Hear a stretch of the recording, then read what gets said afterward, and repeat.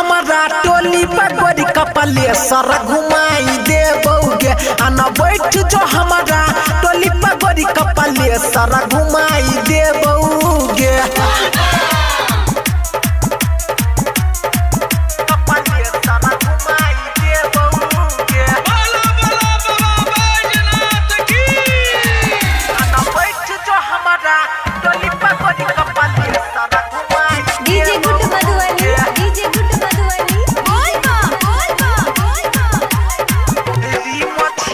रिम झिम सावन बरसै देह थर थराई छौ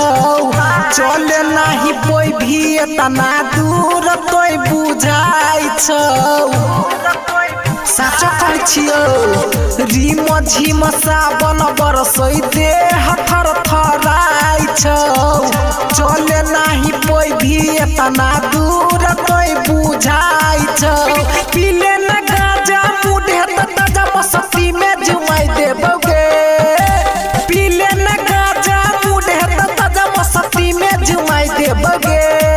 आना बैठ जो हमारा टोली पर गोरी कपले सर घुमाई देबोगे आना बैठ जो हमारा टोली पर गोरी कपले सर घुमाई देबोगे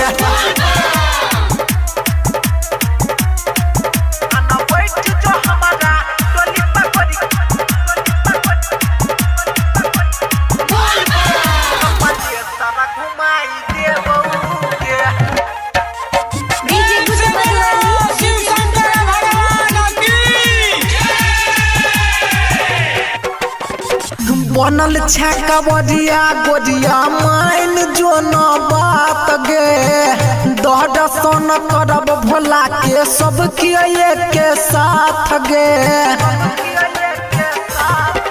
हाँ बनल छका बजिया गोजिया माइन जो न बात गे दर्शन करब भोला के सब के साथ गे